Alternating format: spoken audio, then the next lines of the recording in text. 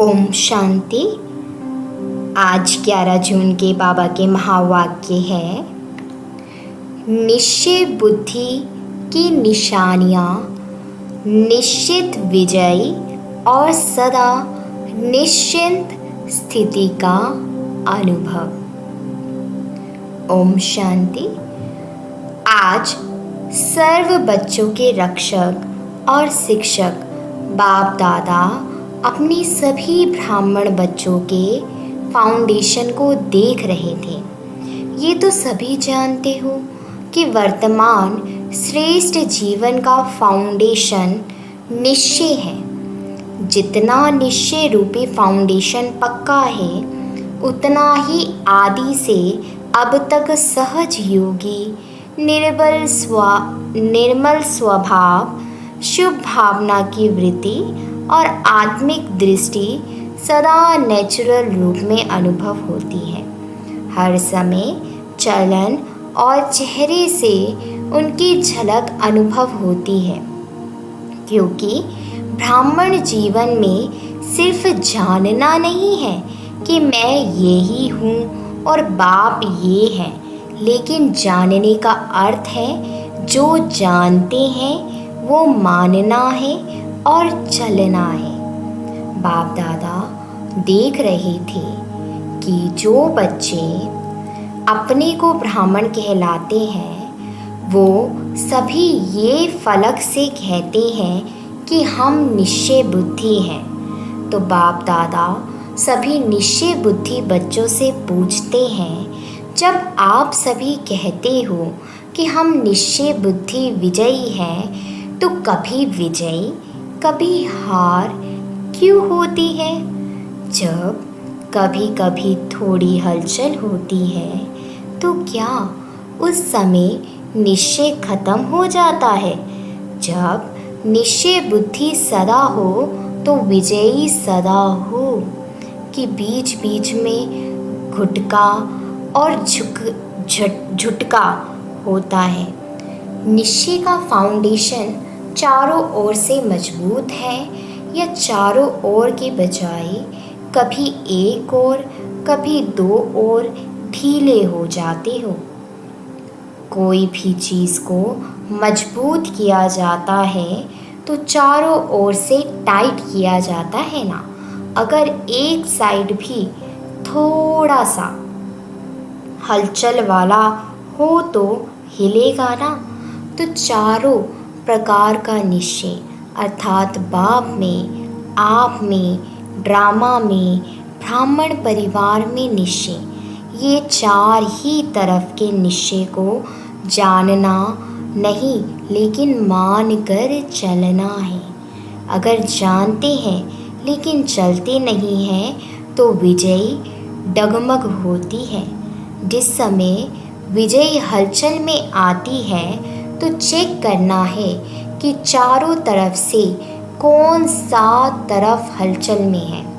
बाप दादा देखते हैं कि कई बच्चों को बाप में पूरा निश्चय है, इसमें पास है, लेकिन अपने आप में जो निश्चय चाहिए उसमें अंतर पड़ जाता है। जानते भी हैं, कहते भी हैं कि मैं ये ही हूँ, मैं ये हूँ, लेकिन जो जानते हैं, मानते हैं, वो स्वरूप में, चलन में, कर्म में हो, इसमें ही अंतर पड़ जाता है।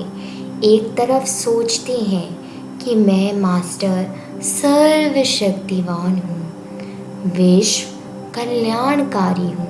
दूसरी तरफ छोटी सी परिस्थिति पर विजय नहीं प्राप्त कर सकते हैं तो मास्टर सर्वशक्तिमान, लेकिन ये परिस्थिति बहुत बड़ी है, ये बात ही ऐसी है।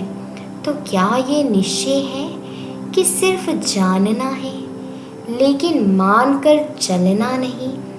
कहते हैं वह सोचते हैं कि मैं विश्व कल्याणकारी हूँ, लेकिन विश्व को तो छोड़ो, स्व कल्याण में भी कमज़ोर होते हैं। अगर उस समय उन्हें कहो कि क्या स्वयं को परिवर्तन कर स्व कल्याणकारी नहीं बन सकते? तो जवाब देते हैं कि है तो विश्व कल्याणकारी, लेकिन स्व कल्याण बहुत मुश्किल है। ये बात बदलना मुश्किल है। तो विश्व कल्याणकारी कहेंगे या कमज़ोर? तो स्वभाव में भी परिस्थिति प्रमाण, समय प्रमाण, संबंध संपर्क प्रमाण निश्चय स्वरूप में आओ, ऐसे निश्चय बुद्धि की विजय हो ही पड़ी है। जैसे सभी को ये पक्का निश्चय है कि मैं श्रेष्ठ आत्मा हूँ। इसी के लिए कोई दुनिया के वैज्ञानिक भी आपको हिलाने की कोशिश करें कि आत्मा नहीं शरीर हो, तो मानेंगे नहीं और ही उसको मनाएंगे। तो जैसे ये पक्का है कि मैं शरीर नहीं हूँ, मैं आत्मा हूँ, कौन सी आत्मा हूँ ये भी पक्का है। ऐसे निश्चय बुद्धि की विजय भी इतनी निश्चित है। हार असंभव है और विजय निश्चित है। और ये भी निश्चित है कि बातें भी अंत तक आनी है, लेकिन उसमें विजयी बनने के लिए एक ही समय पर चारों ही तरफ का निश्चय पक्का चाहिए। 3 में निश्चय है और 1 में नहीं है तो विजय निश्चित नहीं है, लेकिन मेहनत से विजय होगी। निश्चित विजय वालों को मेहनत नहीं करनी पड़ेगी। कई बार कहीं कहते हैं बाप दादा तो बहुत अच्छा, वो तो पक्का है कि बाप है और हम बच्चे हैं, हमारा बाप से ही संबंध है। लेकिन दैवी परिवार में खिटखिट होती है, उसमें निश्चय डगमग हो जाता है, इसलिए परिवार को छोड़ देते हैं, हल्का कर देते हैं। तो एक साइड ढीला हो गया ना, बिना परिवार के माला में कैसे आएंगे? माला कब बनती है? जब दाने दाने से मिलता है और एक ही धागे में पिरोए हुए होते हैं। अगर अलग अलग धागे में अलग अलग दाना हो तो उसको माला नहीं कहेंगे। तो परिवार है माला। अगर परिवार को छोड़कर 3 निश्चय पक्के हैं तो भी विजय निश्चित है। चलो परिवार की खिटखिट से किनारा कर लो, बाप का सहारा हो, परिवार का किनारा हो तो चलेगा। काम तो बाप से है या भाइयों से है? बाप से काम है, वर्षा बाप से मिलता है, भाई बहनों से क्या मिलेगा? लेकिन ब्राह्मण जीवन में यही न्यारापन है कि धर्म और राज्य दोनों की स्थापना होती है, सिर्फ धर्म की नहीं। और धर्म पिताएं सिर्फ धर्म की स्थापना करते हैं। बाप की विशेषता है धर्म और राज्य की स्थापना करना। तो राज्य में एक राजा क्या करेगा? बहुत अच्छा तख्त भी हो, ताज भी हो, क्या करेगा? राजधानी भी चाहिए ना। तो राजधानी अर्थात ब्राह्मण परिवार, सो राज परिवार। इसलिए ब्राह्मण परिवार में हर परिस्थिति में निश्चय बुद्धि, तब राज्य भाग्य में भी सदा राज्य अधिकारी होंगे। तो ऐसे नहीं समझना, कोई बात नहीं, परिवार से नहीं बनती है, बाप से तो बनती है। ड्रामा अगर भूल जाता है तो बाप तो याद रहता ही है। लेकिन कोई भी कमज़ोरी एक ही समय पर होती है। स्वस्थिति अर्थात स्वनिश्चय भी अगर कमज़ोर होता है तो विजय निश्चित के बजाय हलचल में आ जाती है। तो बाप दादा निश्चय के फाउंडेशन को चेक कर रहे थे। क्या देखा? सदा 4 ही प्रकार का निश्चय एक समय पर साथ नहीं रहता, कभी रहता है, कभी हिलता है। इसलिए सदा विजय का अनुभव नहीं कर पाते। फिर सोचते हैं होना तो ये चाहिए, लेकिन पता नहीं क्यों नहीं हुआ। किया तो बहुत मेहनत, सोचा तो बहुत अच्छा, लेकिन सोचना और होना इसमें अंतर पड़ जाता है। इसका अर्थ ही है कि निश्चय के चारों तरफ मजबूत नहीं है। और हंसी की बात तो ये है कि ड्रामा भी कह रहे हैं, और है तो ड्रामा, लेकिन अच्छी तरह से हिल भी रहे हैं। कभी संकल्प में हिलते हैं, कभी बोल तक भी हिल जाते हैं, कभी कर्म तक भी आ जाते हैं। उस समय क्या लगता होगा? दृश्य सामने लाओ। ड्रामा भी कह रहे हैं और हिलडुल भी रहे हैं, लेकिन निश्चय बुद्धि की निशानी है। निश्चय विजयी।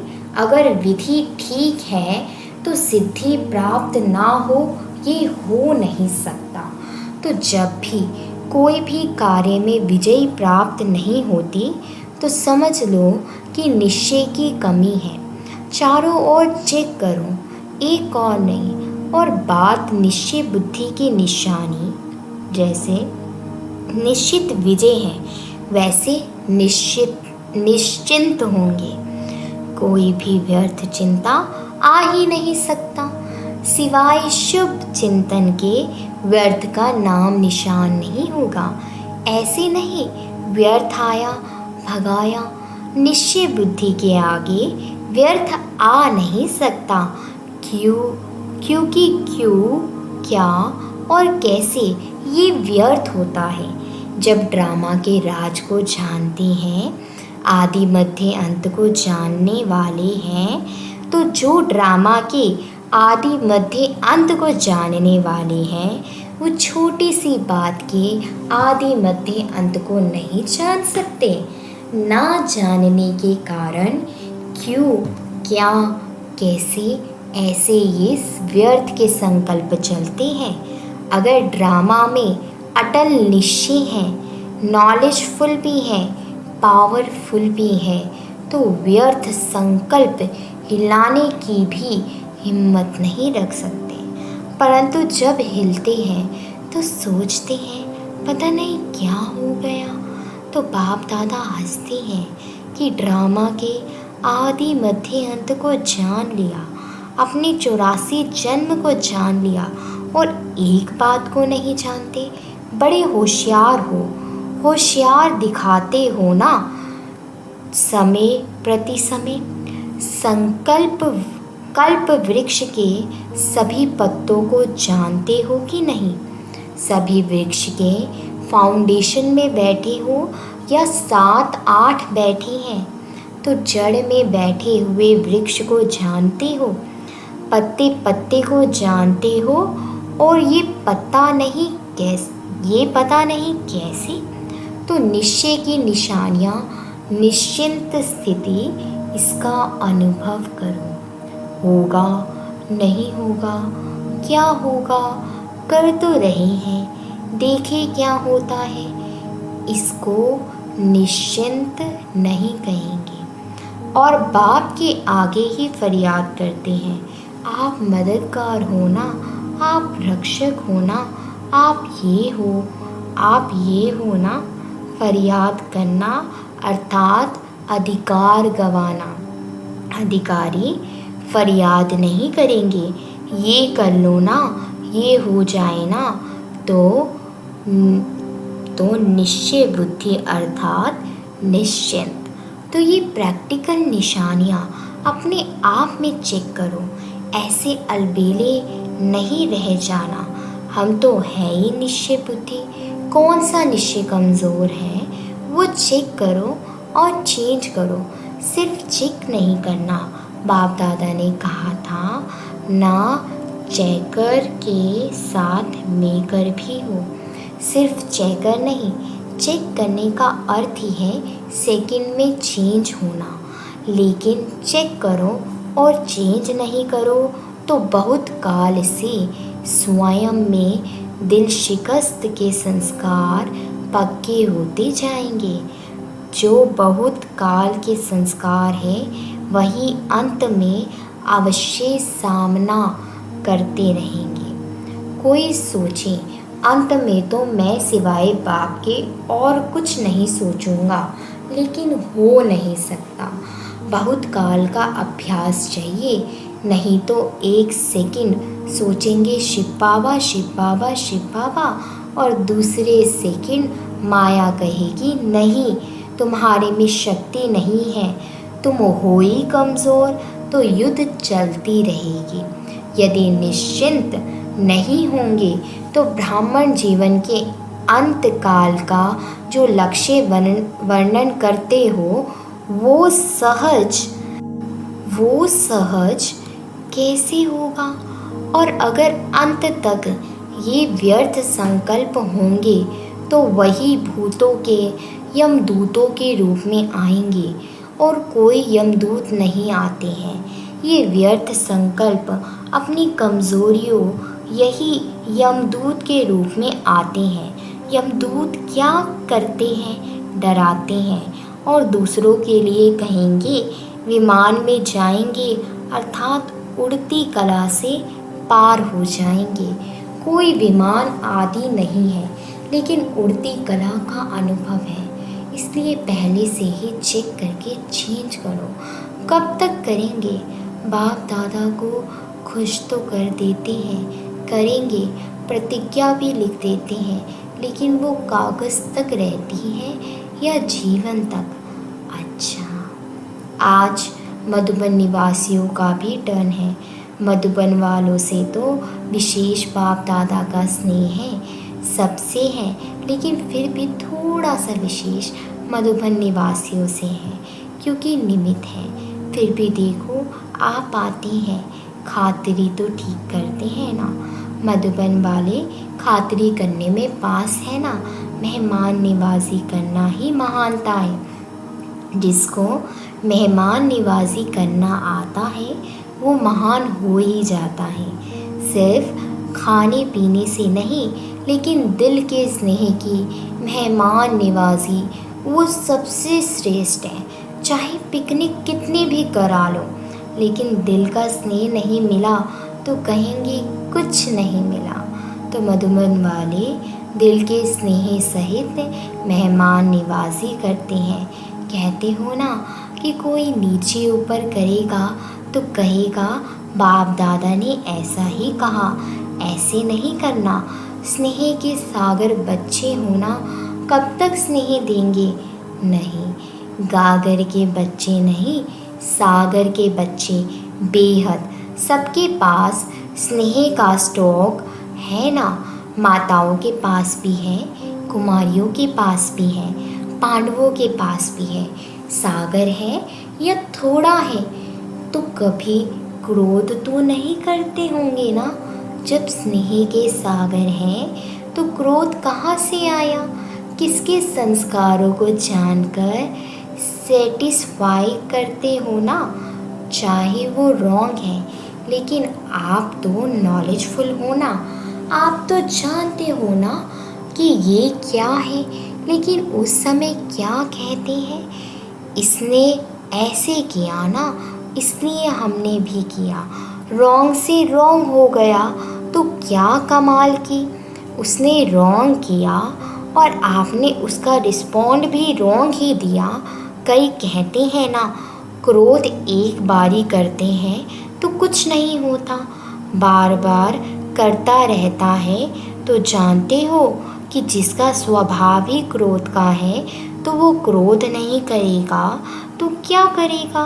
उसका काम है क्रोध करना और उसका काम है, आपका काम है स्नेह देना और या क्रोध करना।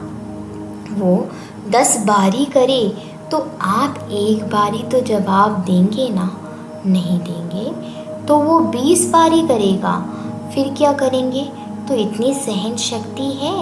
या उसने 10 किया और आपने आधा किया, कोई हर्जा नहीं। उसने झूठ बोला, आपने क्रोध किया, तो क्या ठीक हुआ? फिर बड़े बहादुरी से कहते हैं झूठ बोला ना इसलिए क्रोध आ गया। लेकिन झूठ बोलना तो अच्छा नहीं लगा और क्रोध करना अच्छा है। तो स्नेह के सागर, मास्टर स्नेह के सागर, मास्टर स्नेह के सागर के नैन वृत्ति दृष्टि में ज़रा भी और कोई भाव नहीं आ सकता। यदि थोड़ा थोड़ा जोश आ गया तो क्या उसको स्नेह का सागर कहेंगे कि लोटा है? चाहे कुछ भी हो जाए, सारी दुनिया क्यों नहीं आप पर क्रोध करे, लेकिन मास्टर स्नेह के सागर दुनिया की परवाह नहीं करेंगे। बेपरवाह बादशाह हो, जो परवाह थी वो पा लिया। अभी इस व्यर्थ बातों से बेपरवाह बादशाह। चेकिंग की परवाह करो, चेंज होने की परवाह करो, लेकिन व्यर्थ में बेपरवाह कर सकते हो ना कि बच्चा, पोतरा, दोतरा, दोतरी थोड़ा सा क्रोध करेगा, थोड़ा सा नीचे ऊपर करेगा तो स्नेह के बजाय और भावना भी आ जाएगी। दफ्तर में जाएंगे, बिजनेस में जाएंगे, नौकर ऐसा मिल जाएगा, वायुमंडल ऐसा मिल जाएगा, लेकिन व्यर्थ से बेपरवाह बादशाह, समर्थ से बेपरवाह नहीं होना। कई उल्टा भी उठा लेते हैं। जहाँ मर्यादा होगी वहाँ कहेंगे बाप दादा ने कहा ना कि बेपरवाह बादशाह बन जाओ, लेकिन मर्यादाओं में बेपरवाह नहीं। आपका टाइटल है मर्यादा पुरुषोत्तम। ये मर्यादाएं ही ब्राह्मण जीवन की कदम है। अगर कदम पर कदम नहीं रखा तो मंजिल कैसे मिलेगी? ब्रह्मा बाप के कदम पर कदम रखो तो ये मर्यादाएं ही कदम है। अगर इस कदम में थोड़ा भी नीचे ऊपर होते हो तो मंजिल से दूर हो जाते हो और फिर मेहनत करनी पड़ती है। और बाप दादा को बच्चों की मेहनत अच्छी नहीं लगती। कहते हैं सहज योगी और करते हैं मेहनत तो अच्छा लगता है क्या? अच्छा, बाप दादा ने ड्रिल कराई। चारों ओर के सर्वनिश्चय बुद्धि श्रेष्ठ आत्माएं, सदा निश्चय विजयी आत्माएं, सदा निश्चिंत आत्माएं, सदा श्रेष्ठ विधि द्वारा वृद्धि करने के निमित्त बनने वाली विशेष आत्माएं, सदा एक बाप, एक बल, एक भरोसे में अचल अडोल रहने वाली समीप आत्माओं को बाप दादा का याद प्यार और नमस्ते। हम रूहानी बच्चों के रूहानी बाप दादा को गुड मॉर्निंग और नमस्ते। आज का वरदान है दिल की स्नेह और संबंध के आधार पर समीपता का अनुभव करने वाले निरंतर योगी भव। ब्राह्मण आत्माओं में कोई दिल के स्नेह संबंध से याद करते हैं और कोई दिमाग अर्थात नॉलेज के आधार पर संबंध को अनुभव करने का बार बार प्रयत्न करते हैं। जहाँ दिल का स्नेह है और संबंध अति प्यारा अर्थात समीप है, वहाँ याद भूलना मुश्किल है। जैसे शरीर के अंदर नस नस में ब्लड समाया हुआ है, ऐसे आत्मा में निष्पल अर्थात हर पल याद समाई हुई है।